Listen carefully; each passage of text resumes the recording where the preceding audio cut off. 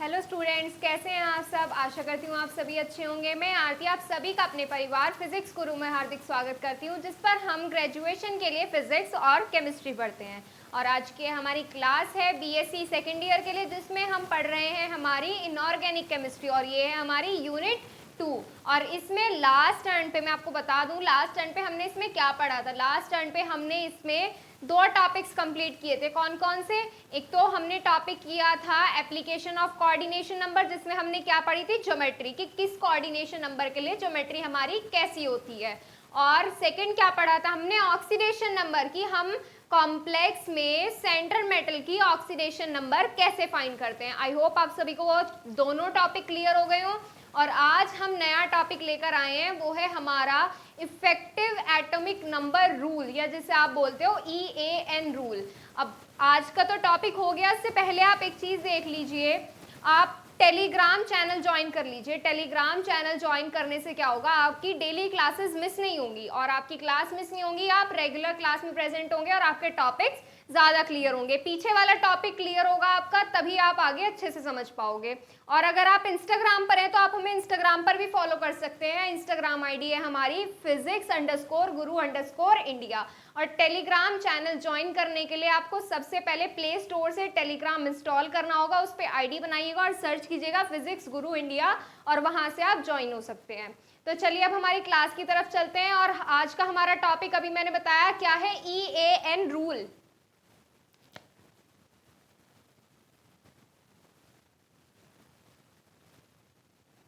EAN rule या effective atomic number rule या Sidgwick theory for stability, ये हमें किसके बारे में बताता है, ये हमें कॉम्प्लेक्स की स्टेबिलिटी के बारे में बताता है। और ये रूल किसने दिया था, सिडविक ने दिया था, इसलिए इसको सिडविक थ्योरी भी बोलते हैं। EAN की फुल फॉर्म क्या होती है, इफेक्टिव एटॉमिक नंबर,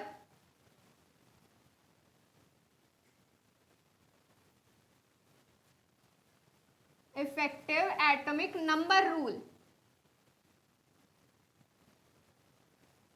या सिडविक थ्योरी।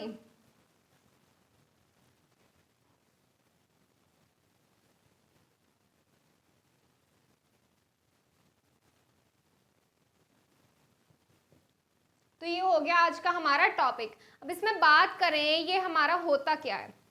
ये रूल जो था कौन सा, इफेक्टिव एटॉमिक नंबर रूल, ये हमें सिडविक ने दिया था। और किस लिए दिया था, कि जो हमारा कॉम्प्लेक्स होता है उसमें जो हमारा सेंटर मेटल होता है, कॉम्प्लेक्स में जो हमारा सेंटर मेटल होता है उसकी स्टेबिलिटी फाइंड करने के लिए हमें सिडविक ने दिया था इफेक्टिव एटॉमिक नंबर रूल। अब उन्होंने क्या बताया था कि जो हमारा सेंटर मेटल है, देखिए हमारा कॉम्प्लेक्स इसी तरीके से होता है। यहाँ पे क्या होता है, मेटल होता है, यहाँ पे लिगेंड होता है, इस तरीके से हमारा कॉम्प्लेक्स दिया जाता है। कॉम्प्लेक्स होता है ये हमारा, यहाँ पे जो हमारा मेटल है इसकी स्टेबिलिटी बताता है इफेक्टिव एटॉमिक नंबर रूल से। अब ये स्टेबिलिटी कैसे पता चलेगी कि हमें हमारा कॉम्प्लेक्स जो दिया हुआ है ये स्टेबल है या नहीं है, ये हमें पता चलता है अगर जो हमारा सेंटर मेटल के total number of electrons, centre metal के जो टोटल नंबर ऑफ इलेक्ट्रॉन्स होते हैं अगर वो इनर्ट गैसेस के एटॉमिक नंबर के इक्वल होते हैं, इनर्ट गैसेस के एटॉमिक नंबर के इक्वल होते हैं, तो हमारा जो कॉम्प्लेक्स होता है वो हमारा स्टेबल होगा। अब इनर्ट गैसेस कौन सी होती हैं, इनर्ट गैसेस होती है हमारी जो हमारा जीरो ग्रुप होता है, जीरो ग्रुप में हमारी इनर्ट गैसेस रखी जाती हैं, जैसे हीलियम, नियान, आर्गन, क्रिप्टन, जिनान, रेडान, ये जो हमारी गैसेस हैं ये इनर्ट गैसेस हैं। और इनके एटॉमिक नंबर क्या होंगे, 2, 8, 18, 36, 54, 86, ये हो गए इसके एटॉमिक नंबर। 2, 10, 18, 36, 54, 86। अगर मेटल के, सेंट्रल मेटल के electrons, total number of electrons इनमें से किसी डिजिट के इक्वल आते हैं तो हमारा कॉम्प्लेक्स कैसा होता है, तो हमारा कॉम्प्लेक्स स्टेबल हो जाता है। तब हमारा कॉम्प्लेक्स कैसा हो जाता है, स्टेबल। हमारा कॉम्प्लेक्स स्टेबल हो जाता है। लेकिन अगर जो हमारे इलेक्ट्रॉन होते हैं सेंट्रल मेटल के इन एटॉमिक नंबर से डिफरेंट आते हैं, तब हमारा जो कॉन्फ़िगरेशन होता है, इलेक्ट्रॉनिक कॉन्फ़िगरेशन जो होता है, मतलब इलेक्ट्रॉन से तो फाइंड करते हैं, इलेक्ट्रॉनिक कॉन्फ़िगरेशन और हमारे कॉम्प्लेक्स की स्ट्रक्चर, ये दोनों ही हमारी अनस्टेबल हो जाती हैं। कैसी हो जाती है? अनस्टेबल। तो ये चीज क्लियर हो गई। EAN rule, effective atomic number rule जो है, ये हमें सेंटर मेटल की स्टेबिलिटी के बारे में बताता है। सेंटर मेटल के इलेक्ट्रॉन्स के बेसिस पर पूरे कॉम्प्लेक्स की स्टेबिलिटी के बारे में बताता है कि हमारा जो कॉम्प्लेक्स है वो स्टेबल है, इसकी स्ट्रक्चर स्टेबल है या नहीं। और ये कैसे पता करते हैं? हम सेंटर मेटल का एटॉमिक नंबर फाइंड करते हैं और टोटल एटॉमिक नंबर जो होने चाहिए हमारे इन डिजिट के इक्वल होने चाहिए, जो क्या है? हमारे इनर्ट गैसेस के एटॉमिक नंबर है। क्या है? इनर्ट गैसेस के एटॉमिक नंबर है। अब इसमें थ्योरी लिखेंगे। देखिए इसमें क्या लिखेंगे। सबसे पहले तो ये बताएंगे कि ये रूल हमें किसने दिया था? सिडविक ने दिया था। और किस लिए दिया था? स्टेबिलिटी फाइंड करने के लिए। तो इसमें सबसे पहले लिखेंगे हम, Sidgwick gave the rule to find out the stability of metal in complexes as well as the stability of configuration of center metal. इसमें लिखिए Sidgwick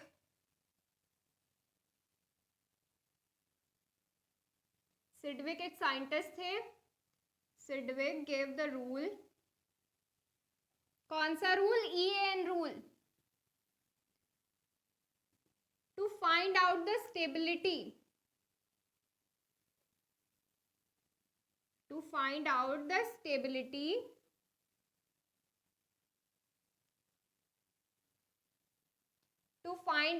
stability of metal in complex, stability of metal in complex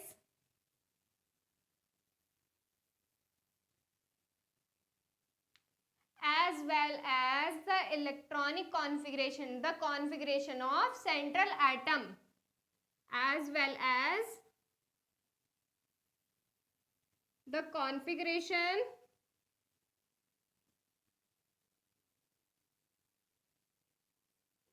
of central atom.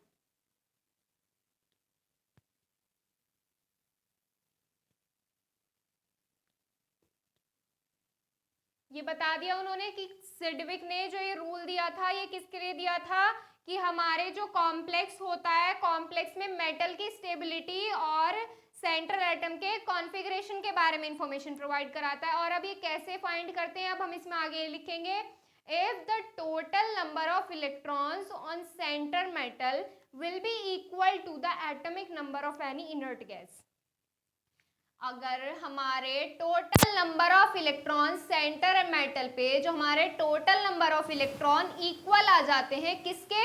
Inert gases के atomic number के, किसी भी inert gas के atomic number के इक्वल आ जाते हैं, तब हमारा कॉम्प्लेक्स का जो मेटल का जो कॉम्प्लेक्स होता है, कॉम्प्लेक्स में जो मेटल होता है और उसका कॉन्फ़िगरेशन होता है, वो हमारा क्या हो जाएगा? स्टेबल हो जाएगा। लिखिए इसमें आगे, if the total number of electrons, if the total number of electrons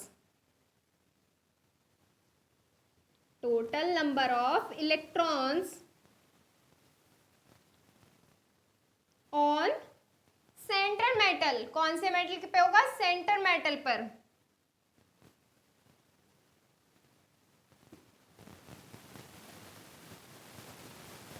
will be equal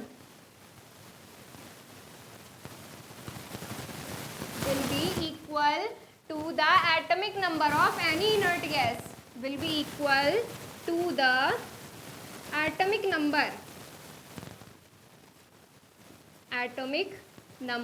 of any inert gas. Inert gas कौन कौन सी होती है? हीलियम, नियान, आर्गन, क्रिप्टन, जिनान, रेडान, ये क्या होती है? हमारी इनर्ट गैसेस होती है। और अब इनका एटॉमिक नंबर कौन कौन से होते हैं? 2, 10, अभी थोड़ी देर पहले यहाँ पे लिखाए थे एटॉमिक नंबर 2, 10, 18, 36, 54 और 86। तो ये क्या हो गए? इनर्ट गैसेस के एटॉमिक नंबर हो गए, इनके इक्वल होगा। Then the configuration of complex, then जो हमारा सेंटर मेटल का कॉन्फ़िगरेशन और उसकी स्ट्रक्चर कैसी होगी, हमारी स्टेबल हो जाएगी अगर इनके इक्वल हो जाता है। Then the electronic configuration, the electronic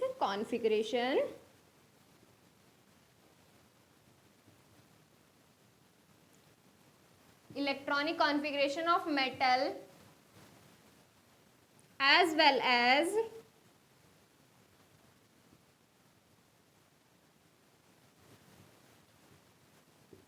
the structure of complex, the structure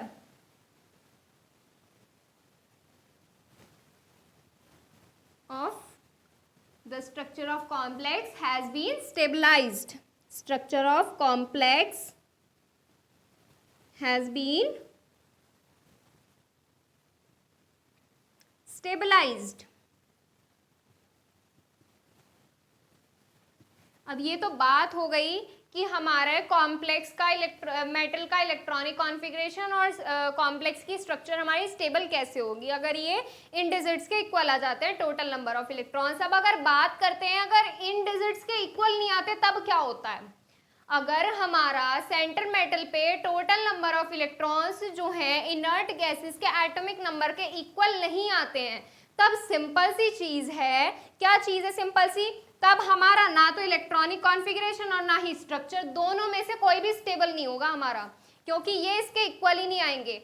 अगर इलेक्ट्रॉनिक कॉन्फ़िगरेशन इनर्ट गैस के इक्वल आएगा तो स्टेबल होंगे और नहीं आएगा तो जाहिर सी बात है इक्वल स्टेबल नहीं होंगे। तब इसमें आगे लिखेंगे but if the total number of electrons at center metal are different from the atomic number of any inert gas, then the electronic configuration as well as the structure of complex is unstabilized.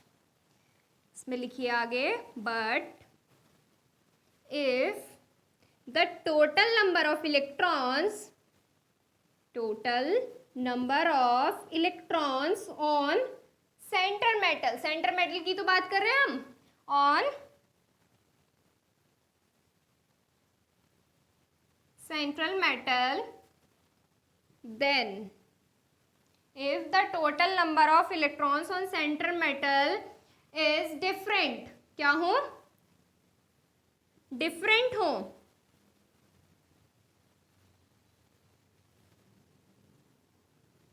किससे different हो, from the atomic number of inert gas, from the atomic number of any inert gas,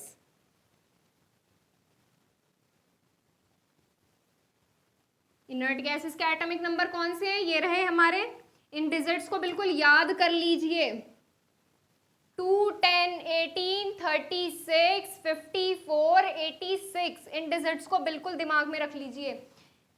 अगर इनसे different हो तब क्या होगा हमारा,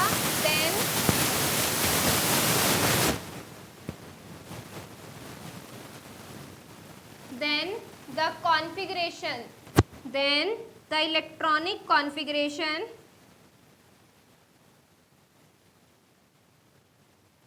as well as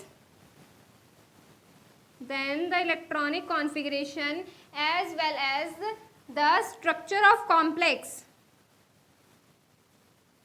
the structure of complex कैसी हो जाएगी हमारी, अनस्टेबल हो जाएगी, इज अनस्टेबलाइज्ड, कैसी हो जाएगी, अनस्टेबल हो जाएगी।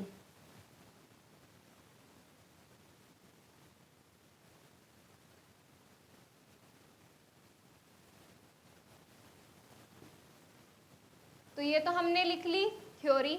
अब हमें एक चीज़ तो पता चल गई कि अगर हमारा जो सेंटर मेटल के इलेक्ट्रॉन्स होंगे अगर इन डिजिट्स के इक्वल आ जाएंगे तब हमारा कॉम्प्लेक्स स्टेबल हो जाएगा। अब हम पता कैसे करेंगे कि हमारे जो सेंटर मेटल पे है इलेक्ट्रॉन्स हैं वो इतने ही हैं या नहीं है। अब हर एक कॉम्प्लेक्स तो याद नहीं रख सकते कि ये हमारा स्टेबल होगा या ये नहीं होगा, तो इसे निकालने का एक फॉर्मूला होता है। पहले इसको नोट कीजिए, फॉर्मूला ऊपर लिखेंगे, इसमें स्क्रीनशॉट ले लीजिए इसका। देखिए इसमें फॉर्मूला क्या होता है, अब फॉर्मूला लिखने से पहले आप मुझे एक बात बताइए, आपने लास्ट टर्न पे ऑक्सीडेशन नंबर निकालनी सीखी, उससे पहले कोऑर्डिनेशन नंबर निकालनी सीखी। अगर आप लोगों ने वो क्लास नहीं ली है दोनों, जिसमें हमने कोऑर्डिनेशन नंबर और ऑक्सीडेशन नंबर निकालनी सीखी थी, तो पहले आप उन लेक्चर्स को देखिए, क्योंकि इसमें हम उसी की हेल्प से इफेक्टिव एटॉमिक नंबर फाइंड करेंगे किसी भी सेंटर मेटल का। अब कैसे फाइंड करेंगे, फॉर्मूला लिखूंगी, आपको बिल्कुल क्लियर हो जाएगा कि उसकी हेल्प क्यों पड़ेगी हमें। तो इसमें क्या होता है, effective atomic number of central metal पता होना चाहिए। सेंटर मेटल का जो एटॉमिक नंबर पता होना चाहिए हमें सेंटर मेटल का। देखिए इसमें होगा atomic number of central metal.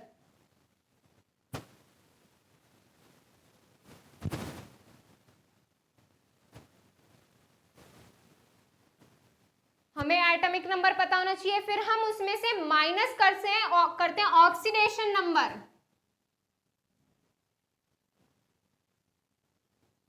Oxidation number, और ऑक्सीडेशन नंबर किसकी माइनस करते हैं, हमारे जो सेंट्रल मेटल की होती है, oxidation number of central metal.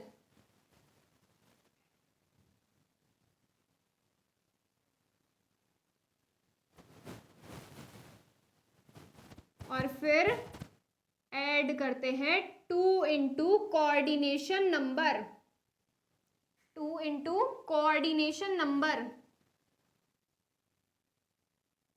समझ जाइएगा, ये कोऑर्डिनेशन नंबर है यहाँ पर।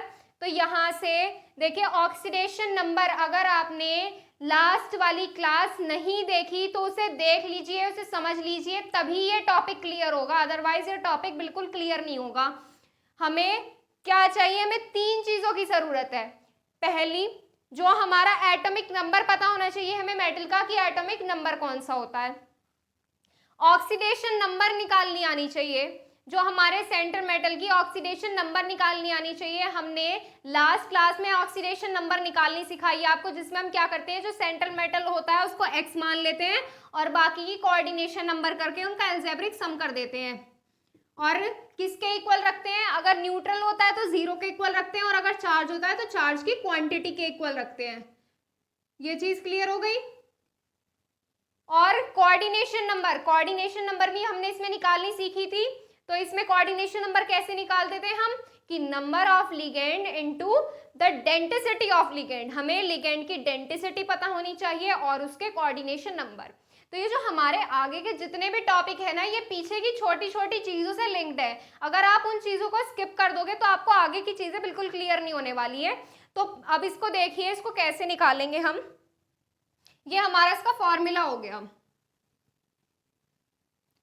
आप एज अ एग्जाम्पल समझिए, यहाँ पे एग्जाम्पल ले लीजिए, सबसे कॉमन एग्जाम्पल हो गया, आप तो याद भी हो गया होगा।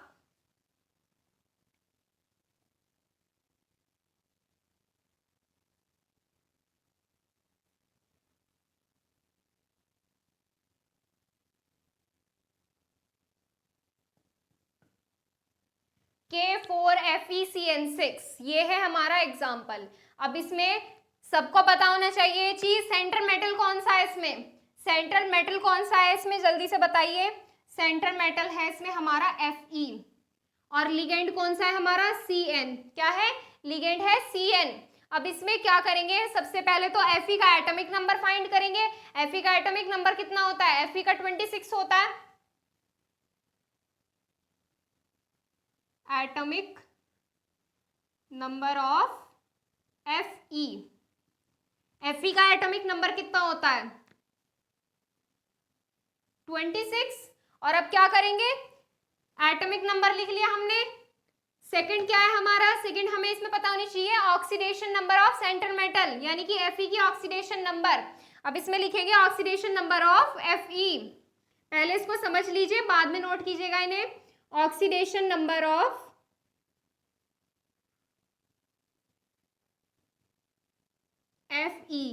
Fe की ऑक्सीडेशन नंबर कितनी होती है यहाँ पर। अब ये जो हमारा पॉइंट है, यहाँ पे ये बताइए कि हमारी Fe की ऑक्सीडेशन नंबर कितनी होगी। यहाँ से Fe की ऑक्सीडेशन नंबर यहाँ से +2 आएगी। Fe की जो ऑक्सीडेशन नंबर आएगी यहाँ से +2 आएगी। और कैसे आएगी मैं आपको एक बार फिर से बता देती हूँ। इसको क्या मानना है हमें, इसको x अज्यूम करना है और क्या करना है, इसकी मल्टीप्लाई 6 इंटू Cn की ऑक्सीडेशन स्टेट कितनी होती है -1 और यहाँ पे क्या है 4 है और K की ऑक्सीडेशन स्टेट कितनी होती है +1 और इक्वल किसके रखेंगे, न्यूट्रल है तो 0 के इक्वल रखेंगे।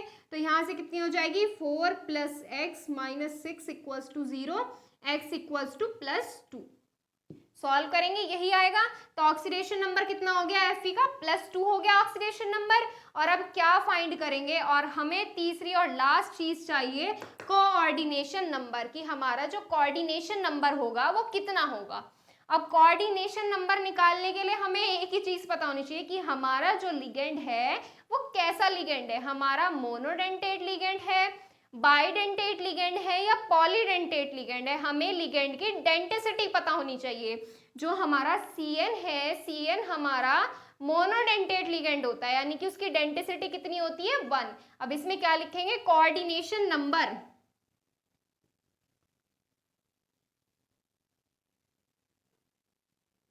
कोऑर्डिनेशन नंबर ऑफ Fe की तो कोऑर्डिनेशन नंबर निकालते हैं हम, कोऑर्डिनेशन नंबर ऑफ Fe।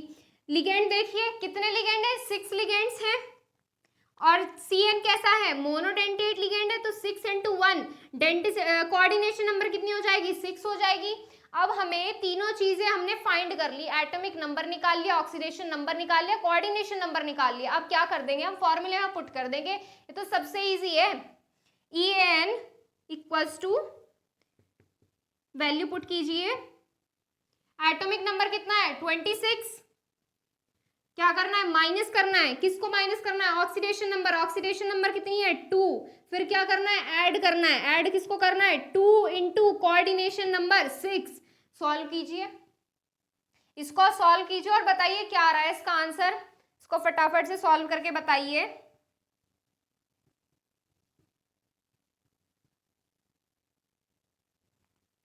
इसका आंसर जो आ रहा है हमारा 36 आएगा। क्या आएगा, इसका इफेक्टिव एटॉमिक नंबर जो आएगा वो हमारा 36 आएगा, किसका K4FeCN6। अब ये क्या आ गया हमारा 36 आ गया। अब ये जो हमारी डिजिट्स हैं, एटॉमिक नंबर लिखे हुए हैं हमने इनर्ट गैसेस के, इनको देख के अब आप बताइए क्या ये जो हमारा कॉम्प्लेक्स है ये स्टेबल है या नहीं है। हमारा जो ये कॉम्प्लेक्स है स्टेबल है या नहीं है, जो हमारा कॉम्प्लेक्स है ये स्टेबल होगा कैसे, इसका इफेक्टिव एटॉमिक नंबर कितना आ रहा है, यहाँ देखिए इफेक्टिव एटॉमिक नंबर आ रहा है हमारा 36। क्या इन सीरीज में 36 नंबर प्रेजेंट है यहाँ पे 36 नंबर प्रेजेंट है, तो ये हमारा कॉम्प्लेक्स कैसा होगा, ये हमारा कॉम्प्लेक्स स्टेबल हो जाएगा। कैसा हो जाएगा हमारा कॉम्प्लेक्स स्टेबल। तो यहाँ से क्या पता चला हमें, K4FeCN6 जो होता है ये स्टेबल कॉम्प्लेक्स है, यानी कि जो इसका इलेक्ट्रॉनिक कॉन्फ़िगरेशन होगा सेंटर मेटल का, और हमारा जो कॉम्प्लेक्स है ये हमारा कैसा है, स्टेबल कॉम्प्लेक्स है। तो यहाँ से इसको नोट कीजिए। अब इसमें एक अनस्टेबल वाला एग्जाम्पल भी करेंगे। देखिए इसमें ये हमारा इसका सेकंड एग्जाम्पल है। अब इसको करके देखेंगे। सबसे पहले ये बताइए कि इसमें सेंटर मेटल कौन सा है, ये जो हमने कॉम्प्लेक्स लिखा हुआ है इसमें सेंटर मेटल बताइए कौन सा है, Cr जो है हमारा इसमें सेंटर मेटल है। Cr कैसा है हमारा मेटल है, और En जो है हमारा लिगेंड है। अब आप मुझे एक बात बताइए, जिसने लिगेंड वाली क्लास अटेंड की होगी जिसमें हमने लिगेंड्स के बारे में पढ़ा था, कि जो हमारा लिगेंड है कैसा है, मतलब ये हमारा मोनोडेंटेट लिगेंड है, बाई है या पॉलीडेंटेट लिगेंड है, ये आप मुझे बताइए कि हमारा जो En है ये हमारा कैसा लिगेंड है। और तब तक पहले इसमें हम क्या देखेंगे, फिर हम इसमें जो एटॉमिक नंबर है Cr का एटॉमिक नंबर लिखेंगे। Cr का एटॉमिक नंबर कितना होता है, Cr का जो हमारा एटॉमिक नंबर होता है वो 24 है। Cr हमारा 24 है। अब ऑक्सीडेशन नंबर फाइंड करेंगे इस कॉम्प्लेक्स की। हमने लास्ट टर्न पे एक एग्जांपल किया था, सेम वही एग्जांपल है। ऑक्सीडेशन नंबर भी फाइंड की थी हमने, इसकी कैसे निकाली थी, जो Cr था इसको x माना था और 3 इंटू En के ऑक्सीडेशन नंबर, और En के ऑक्सीडेशन नंबर कितनी थी हमारी, En के ऑक्सीडेशन नंबर होती है हमारी 0। कितनी होती है, 0। तो यहाँ से क्या हो जाता था, x plus 3 into 0 equals to 3। कैसा, प्लस का, प्लस है ना यहाँ पे, तो यहाँ से कितना हो जाएगा, x इक्वल्स टू प्लस 3। तो ऑक्सीडेशन नंबर कितनी आ गई थी हमारी यहाँ से, प्लस 3। किसकी ऑक्सीडेशन नंबर, Cr की, क्रोमियम की ऑक्सीडेशन नंबर कितनी आ गई, प्लस 3। और अब क्या लिखेंगे, कोऑर्डिनेशन नंबर। कोऑर्डिनेशन नंबर, अब जल्दी से बताइए कि जो हमारा Cr है, जो En है, इथाइलिन डायमीन है, ये कैसा लिगेंड है, मोनोडेंटेट है या बाइडेंटेट है या पॉलीडेंटेट है। जो हमारा En है ये बाइडेंटेट लिगेंड है, ये कैसा है, बाइडेंटेट लिगेंड है। और अब इसकी बाइडेंटेट लिगेंड है, तो अब क्या करेंगे, कोऑर्डिनेशन नंबर फाइंड करेंगे। तो कोऑर्डिनेशन नंबर कितनी हो जाएगी, लिगेंड कितने हमारे 3 है और बाइडेंटेट लिगेंड है तो 2 है, तो कोऑर्डिनेशन नंबर कितनी हो जाएगी, 6 हो जाएगी। तीनों वैल्यू हमें फाइंड हो गई, एटॉमिक नंबर पता चल गया सेंटर मेटल का, ऑक्सीडेशन नंबर पता चल गई, कोऑर्डिनेशन नंबर पता चल गया। अब क्या करेंगे, फॉर्मूले में वैल्यू पुट करेंगे, वैल्यूज पुट कीजिए फॉर्मूले में। EAN इक्वल्स टू कितना होगा, 24 माइनस 3 प्लस 2 इंटू 6। यहां से इसको सॉल्व कीजिए और बताइए कि जो कॉम्प्लेक्स है हमारा स्टेबल है या अनस्टेबल है।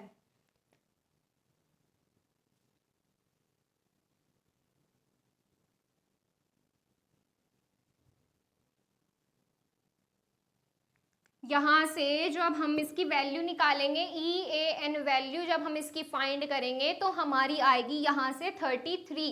जो हमारी EAN वैल्यू है, EAN इफेक्टिव एटॉमिक नंबर जो आया हमारा इसका 33 आया। अब यहाँ से देखिए कि जो हमारी इनर्ट गैसेस के एटॉमिक नंबर क्या इसमें 33 आ रहा है, यहाँ पे 33 नहीं आ रहा है, तो ये हमारा कॉम्प्लेक्स कैसा हो जाएगा, ये हमारा कॉम्प्लेक्स अनस्टेबल हो जाएगा। कॉम्प्लेक्स कैसा हो जाएगा, अनस्टेबल। क्यों, क्योंकि यहाँ से हमारे ये इनर्ट गैसेस के एटॉमिक नंबर के इक्वल नहीं आ रहा है। कैसा हो जाएगा ये कॉम्प्लेक्स हमारा, अनस्टेबल, यानी कि इसका जो कॉन्फ़िगरेशन होगा सेंटर मेटल का और कॉम्प्लेक्स की स्ट्रक्चर होगी वो कैसी होगी, अनस्टेबलाइज्ड होगी। कैसी होगी, अनस्टेबलाइज्ड। क्यों, क्योंकि ये जो हमारा EAN जो वैल्यू आई है इसकी निकल के, ये हमारे इनर्ट गैसेस के एटॉमिक नंबर के इक्वल नहीं है। तो यहाँ से ये चीज़ क्लियर हो गई कि स्टेबल और अनस्टेबल कैसे होता है हमारा। अब इसको नोट कीजिए आप, इसमें कुछ एग्जाम्पल दूंगी वो आप करके देखिएगा खुद से। यहाँ से ये एग्जाम्पल है, फर्स्ट वाला एग्जाम्पल क्या है हमारा, COF6 कॉम्प्लेक्स पे -3 चार्ज है, और सेकंड है हमारा PTNH3 का ट्वाइस और Cl2। ये दोनों एग्जाम्पल हैं, इनमें से एक स्टेबल होगा और एक अनस्टेबल होगा।